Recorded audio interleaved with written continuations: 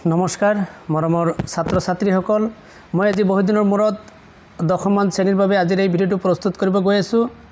আজি আমাৰ ধুবুৰী ডিষ্ট্ৰিক্টত হৈ যোৱা district level internal examination committee half yearly examination 2024 class 10 subject general mathematics অৰ্থাৎ মৰমৰ ছাত্ৰ ছাত্ৰীসকল আজিৰ এই গণিতৰ প্ৰশ্ন কাকতখনৰ পৰা আমি 1 পৰা 45 নম্বৰলৈকে অৰ্থাৎ 45টা 1 মাৰ্কৰ অৰ্থাৎ 1 মূল্যাংকৰ প্ৰশ্নসমূহৰ উত্তৰ দিয়াৰ প্ৰয়াস কৰিম। গতিকে আহকচোন মৰমৰ ছাত্ৰ ছাত্ৰীসকল আমাৰ ধুবুৰী ডিষ্ট্ৰিক্টত কেনেকুৱা ধৰণৰ প্ৰশ্ন আছিলে আমি আজিৰ প্ৰথম প্ৰশ্নটো ইয়াত দিয়া হৈছিলে 13824ৰ ঘনমূলটো হ'ল ইয়াত option A B C D দিয়া হৈছে। ইয়াৰ সঠিক উত্তৰটো হ'ব অপশ্যন বি 24। এবাৰ আমি আগবাঢ়িছোঁ 2 নম্বৰ কোৱেশ্চনটোলৈ।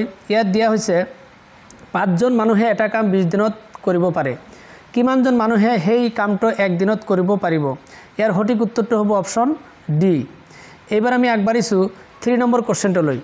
ইয়াত দিয়া হৈছে তলৰ কোনবোৰ সংখ্যা ক্ৰমে সমানুপাতত থাকিব? ইয়াৰ সঠিক উত্তৰটো হ'ব অপশ্যন চি। এবাৰ আমি আগবাঢ়িছোঁ 4 নম্বৰ কোৱেশ্চনটোলৈ। ইয়াত দিয়া হৈছে -4 টু দি পাৱাৰ -2ৰ মান হ'ল option A B C D দিয়া হৈছে। ইয়াৰ সঠিক উত্তৰটো হ'ব অপশ্যন এ 1/16। এবাৰ আমি আগবাঢ়িছোঁ 5 নম্বৰ কোৱেশ্চনটোলৈ। 5 নম্বৰ কোৱেশ্চনটো দিয়া হৈছে 0.000064ৰ প্ৰামাণিক ৰূপটো হ'ল ইয়াৰ সঠিক উত্তৰটো হ'ব অপশ্যন ডি। এইবাৰ আমি আগবাঢ়িছোঁ 6 নম্বৰ কোৱেশ্চনটোলৈ। 6 নম্বৰ কোৱেশ্চনটো দিয়া হৈছে তলৰ কোনটো পৰিমেয় সংখ্যাৰ দশমিক বিস্তৃতি পৰিসমাপ্ত? ইয়াৰ সঠিক উত্তৰটো হ'ব অপশ্যন চি 6/15। এবাৰ আমি আগবাঢ়িছোঁ 7 নম্বৰ কোৱেশ্চনটোলৈ। তলৰ কোনটো এটা অপৰিমেয় সংখ্যা? ইয়াতো 4টা অপশ্যন দিয়া হৈছে। ইয়াৰ সঠিক উত্তৰটো হ'ব অপশ্যন ডি। এইবাৰ আমি আগবাঢ়িছোঁ 8 নম্বৰ কোৱেশ্চনটোলৈ। ইয়াত দিয়া হৈছে এটা মৌলিক সংখ্যাৰ মুঠ উৎপাদকৰ সংখ্যা। ইয়াৰ সঠিক উত্তৰটো হ'ব অপশ্যন চি। এইবাৰ আমি 9 নম্বৰ কোৱেশ্চনটো লৈছোঁ। ইয়াত লিখা হৈছে কোনোবা অখণ্ড সংখ্যা m ৰ বাবে প্ৰত্যেক যোগাত্মক অযুগ্ম অখণ্ড সংখ্যাৰ আৰ্হি হ'ব option A B C D দিয়া হৈছে। ইয়াৰ সঠিক উত্তৰটো হ'ব অপশ্যন বি। এইবাৰ আমি আগবাঢ়িছোঁ 10 নম্বৰ কোৱেশ্চনটোলৈ। ইয়াত দিয়া হৈছে 148 আৰু 124ৰ গসাউ হ'ল option A B C D দিয়া হৈছে। ইয়াৰ সঠিক উত্তৰটো হ'ব অপশ্যন এ। এইবাৰ আমি আগবাঢ়িছোঁ 11 নম্বৰ কোৱেশ্চনটোলৈ। তলৰ কোনটো এটা বহুপদ ৰাশি নহয়? ইয়াৰ সঠিক উত্তৰটো হ'ব অপশ্যন এ। এইবাৰ আমি আগবাঢ়িছোঁ 12 নম্বৰ কোৱেশ্চনটোলৈ। ইয়াত দিয়া হৈছে -2 আৰু 5 শূন্য বিশিষ্ট বহুপদৰ সংখ্যা হ'ল ইয়াৰ শুদ্ধ উত্তৰটো হ'ব অপশ্যন ডি। এইবাৰ আমি আগবাঢ়িছোঁ 30 নম্বৰ কোৱেশ্চনটোলৈ। ইয়াত দিয়া হৈছে এটা বহুপদ পি এক্সৰ ক্ষেত্ৰত y pxৰ লেখ দিয়া আছে। লেখৰ পৰা পি এক্সৰ শূন্যৰ সংখ্যা নিৰ্ণয় কৰা। ইয়াৰ সঠিক উত্তৰটো হ'ব অপশ্যন চি। এইবাৰ আমি আগবাঢ়িছোঁ 14 নম্বৰ কোৱেশ্চনটোলৈ। 14 নম্বৰ কোৱেশ্চনটো দিয়া হৈছে যদি ms² - 3mx - 4 দ্বিঘাত বহুপদটো এটা শূন্য -2 হয় তেন্তে m ৰ মান হ'ব ইয়াত option A B C D দিয়া হৈছে। ইয়াৰ সঠিক উত্তৰটো হ'ব অপশ্যন বি। এইবাৰ আমি আগবাঢ়িছোঁ 15 নম্বৰ কোৱেশ্চনটোলৈ। ইয়াত দিয়া হৈছে 5 আৰু -2 শূন্য বিশিষ্ট দ্বিঘাত বহুপদটো হ'ল option A B C D দিয়া আছে। ইয়াৰ সঠিক উত্তৰটো হ'ব অপশ্যন ডি। এইবাৰ আমি আগবাঢ়িছোঁ 16 নম্বৰ কোৱেশ্চনটোলৈ। ইয়াত দিয়া হৈছিলে যদি a1x + b1y + c1 = 0 আৰু a2x + b2y + c2 = 0 সমীকৰণ দুটাই বুজোৱা ৰেখা দুডাল পৰস্পৰ কটাকটি কৰে তেন্তে ইয়াৰ এ বি চি ডি সঠিক উত্তৰ দিয়া আছে। ইয়াৰ শুদ্ধ উত্তৰটো হ'ব অপশ্যন বি। এইবাৰ আমি আগবাঢ়িছোঁ 17 নম্বৰ কোৱেশ্চনটোলৈ।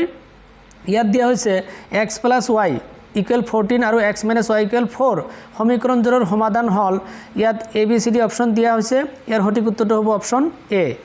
এইবাৰ আমি আগবাঢ়িছোঁ 18 নম্বৰ কোৱেশ্চনটোলৈ। ইয়াত দিয়া হৈছে যদি 4x - py + 8 = 0 আৰু 2x - y + 4 = 0 সমীকৰণ দুটাই বুজোৱা ৰেখা দুডাল মিলি যায় তেন্তে পিৰ মান কোনটো হ'ব? Option A B C D দিয়া হৈছে। ইয়াৰ সঠিক উত্তৰটো হ'ব অপশ্যন বি।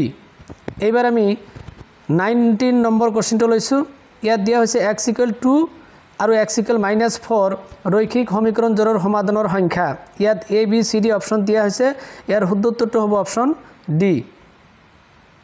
ইয়াৰ অপশ্যনটো হ'ব ডি। এতিয়া আমি আগবাঢ়িছোঁ 20 নম্বৰ কোৱেশ্চনটোলৈ।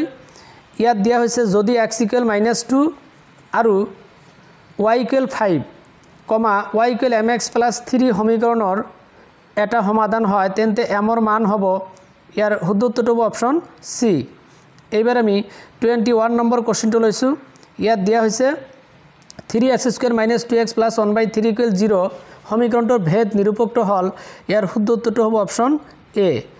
এইবাৰ আমি আগবাঢ়িছোঁ 22 নম্বৰ কোৱেশ্চনটোলৈ। ইয়াত দিয়া হৈছে k ৰ কি মানৰ বাবে 2s² + kx + 3 = 0 দ্বিঘাত সমীকৰণটোৰ মূল দুটা বাস্তৱ আৰু সমান হ'ব তেন্তে এ বি চি ডি ইয়াত শুদ্ধ উত্তৰ দিয়া হৈছে। ইয়াৰ সঠিক উত্তৰটো হ'ব অপশ্যন সি, সিটো হ'ল ইয়াৰ সঠিক উত্তৰ। এইবাৰ আমি আগবাঢ়িছোঁ 23 নম্বৰ কোৱেশ্চনটোলৈ। ইয়াত দিয়া হৈছে x - 2 = s³ - 4 সমীকৰণটোৰ মূলৰ সংখ্যা। ইয়াৰ সঠিক উত্তৰটো হ'ব অপশ্যন বি, অপশ্যন বিটো হ'ল ইয়াৰ সঠিক উত্তৰ। এবাৰ আমি আগবাঢ়িছোঁ 24 নম্বৰ কোৱেশ্চনটোলৈ। ইয়াত দিয়া হৈছে তলৰ কোনটো এটা দ্বিঘাত সমীকৰণ। ইয়াৰ সঠিক উত্তৰটো হ'ব অপশ্যন ডি। এবাৰ আমি 25 নম্বৰ কোৱেশ্চনটো লৈছোঁ। ইয়াত দিয়া হৈছে তলৰ কোনটো সমীকৰণৰ এটা মূল 2। ইয়াৰ সঠিক উত্তৰটো হ'ব অপশ্যন ডি। এবাৰ আমি পৰৱৰ্তী 26 নম্বৰ কোৱেশ্চনটো লৈছোঁ। ইয়াত দিয়া হৈছে k ৰ কি মানৰ বাবে ks² - 5x + 2 = 0 সমীকৰণৰ মূল দুটা এটা আন্তৰ প্ৰতিক্ৰম হ'ব। ইয়াৰ সঠিক উত্তৰটো হ'ব অপশ্যন ডি। এইবাৰ আমি আগবাঢ়িছোঁ 27 নম্বৰ কোৱেশ্চনটোলৈ। ইয়াত দিয়া হৈছে যদি triangle ABC সিমিলাৰ two triangle DEF যাতে angle A = 38 degree, angle BF = 62 degree তেন্তে এংগল বিৰ মাপ হ'ব। ইয়াৰ সঠিক উত্তৰটো হ'ব অপশ্যন সি।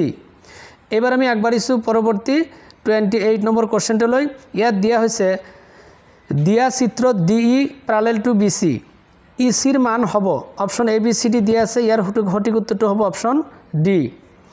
এইবাৰ আমি পৰৱৰ্তী 29 নম্বৰ কোৱেশ্চনটোলৈ আগবাঢ়িছোঁ। ইয়াত দিয়া হৈছে ত্ৰিভুজ ABC আৰু ত্ৰিভুজ PQRত AB/PQ = BC/QR তলৰ কোনটোৰ বাবে ত্ৰিভুজ দুটা সদৃশ হ'ব। ইয়াৰ সঠিক উত্তৰটো হ'ব অপশ্যন সি। এইবাৰ আমি পৰৱৰ্তী 30 নম্বৰ কোৱেশ্চনটো লৈছোঁ। ইয়াত দিয়া হৈছে চিত্ৰত PQR এটা ত্ৰিভুজ য'ত PE = 4 cm, QE = 4.5 cm, PF = 8 cm, RF = 9 cm তেন্তে ইয়াত ABCD শুদ্ধ উত্তৰ দিয়া আছে। ইয়াৰ সঠিক উত্তৰটো হ'ব অপশ্যন এ। এইবাৰ আমি আগবাঢ়িছোঁ পৰৱৰ্তী 31 নম্বৰ কোৱেশ্চনটোলৈ। ইয়াত দিয়া হৈছে S অক্ষৰ পৰা -2, -3 বিন্দুটোৰ দূৰত্ব হ'ল। ইয়াত অপশ্যন ABCD দিয়া আছে। ইয়াৰ সঠিক উত্তৰটো হ'ব অপশ্যন ডি। এইবাৰ আমি পৰৱৰ্তী 32 নম্বৰ কোৱেশ্চনটোলৈ আগবাঢ়িছোঁ। ইয়াত দিয়া হৈছে 2, 3 আৰু 4, -5 বিন্দু সংযোগী ৰেখাখণ্ডৰ মধ্যবিন্দুৰ স্থানাংক হ'ল। ইয়াৰ সঠিক উত্তৰটো হ'ব অপশ্যন বি, বিটো হ'ল ইয়াৰ সঠিক উত্তৰ। এবাৰ আমি আগবাঢ়িছোঁ 33 নম্বৰ কোৱেশ্চনটোলৈ। ইয়াত দিয়া হৈছে মূল বিন্দুৰ পৰা -8,6 বিন্দুটোৰ দূৰত্ব হ'ব। ইয়াৰ সঠিক উত্তৰটো হ'ল অপশ্যন এ। এইবাৰ আমি আগবাঢ়িছোঁ 34 নম্বৰ কোৱেশ্চনটোলৈ। ইয়াত দিয়া হৈছে -1,7 আৰু 4, -3 সংযোগী ৰেখাখণ্ডক 2:3 অনুপাতত ভাগ কৰা বিন্দুটোৰ স্থানাংক হ'ল। ইয়াত অপশ্যন ABCD দিয়া হৈছে। ইয়াৰ সঠিক উত্তৰটো হ'ব অপশ্যন সি। এইবাৰ আমি পৰৱৰ্তী 35 নম্বৰ কোৱেশ্চনটো লৈছোঁ। ইয়াত দিয়া হৈছে 0,0, 1,0 আৰু 0,1 বিন্দু তিনিটাৰে গঠিত ত্ৰিভুজটোৰ পৰিসীমা হ'ব। ইয়াৰ সঠিক উত্তৰটো হ'ল অপশ্যন ডি। এইবাৰ আমি আগবাঢ়িছোঁ 36 নম্বৰ কোৱেশ্চনটোলৈ। ইয়াত দিয়া হৈছে থিটাৰ কি মানৰ বাবে cosec θ = sec θ হ'ব। ইয়াৰ সঠিক উত্তৰটো হ'ব অপশ্যন সি, সিটো হ'ল ইয়াৰ শুদ্ধ উত্তৰ। এইবাৰ আমি 37 নম্বৰ কোৱেশ্চনটো লৈছোঁ। ইয়াত দিয়া হৈছে cos 48 ডিগ্ৰী - sin 42 ডিগ্ৰীৰ মান হ'ল। ইয়াৰ সঠিক উত্তৰটো হ'ব অপশ্যন এ। এইবাৰ আমি 38 নম্বৰ কোৱেশ্চনটো লৈছোঁ। ইয়াত দিয়া হৈছে 9 tan square A - 9 sec square A = what? ইয়াত অপশ্যন ABCD দিয়া হৈছে। ইয়াৰ সঠিক উত্তৰটো হ'ব বি, অপশ্যন বি। এইবাৰ আমি 39 নম্বৰ কোৱেশ্চনটো লৈছোঁ। ইয়াত দিয়া হৈছে sin twice A = 2 sin A সত্য যেতিয়া A = অপশ্যন ABCD দিয়া হৈছে। ইয়াৰ সঠিক উত্তৰটো হ'ব অপশ্যন এ। এইবাৰ আমি 40 নম্বৰ কোৱেশ্চনটো লৈছোঁ। ইয়াত দিয়া হৈছে যদি cosec θ + cot θ = হাফ তেন্তে cosec θ - cot θ ৰ মান হ'ব। ইয়াত অপশ্যন ABCD দিয়া হৈছে। ইয়াৰ সঠিক উত্তৰটো হ'ব অপশ্যন ডি। এইবাৰ আমি পৰৱৰ্তী 41 নম্বৰ কোৱেশ্চনটো লৈছোঁ। ইয়াত দিয়া হৈছে তলৰ কোনবোৰ মান অধক্ৰমত আছে ইয়াৰ সঠিক উত্তৰটো হ'ব অপশ্যন বি নম্বৰটো হ'ল ইয়াৰ সঠিক উত্তৰ। এইবাৰ আমি পৰৱৰ্তী 42 নম্বৰ কোৱেশ্চনটো লৈছোঁ।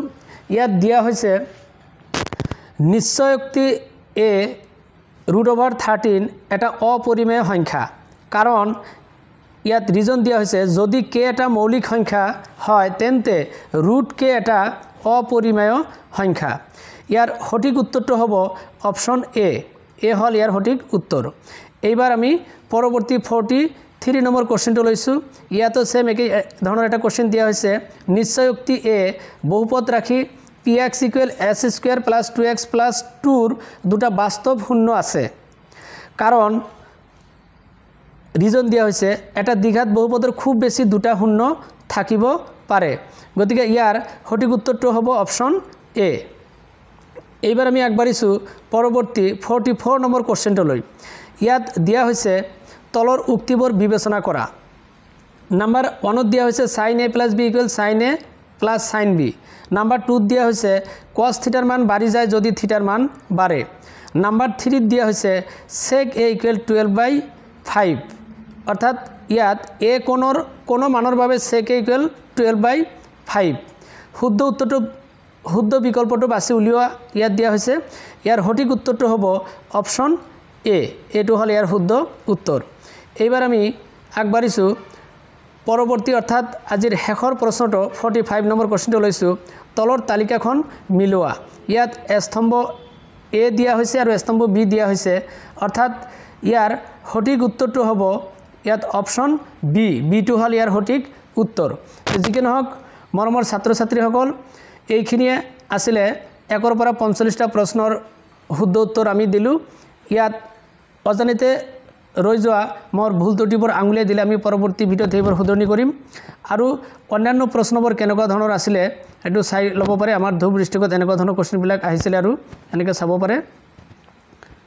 47 নম্বৰ কুৱেশ্যন এইটো, 48, 49, 50, এনেকুৱা 51 এনেকুৱা ধৰণৰ কুৱেশ্যনবোৰ আহিছিলে, গতিকে চাই ল'ব পাৰে। আমাৰ ধূপ ডিষ্ট্ৰিক্টত কেনেকুৱা ধৰণৰ প্ৰশ্ন আহিছিলে এইবিলাক চাব পাৰে।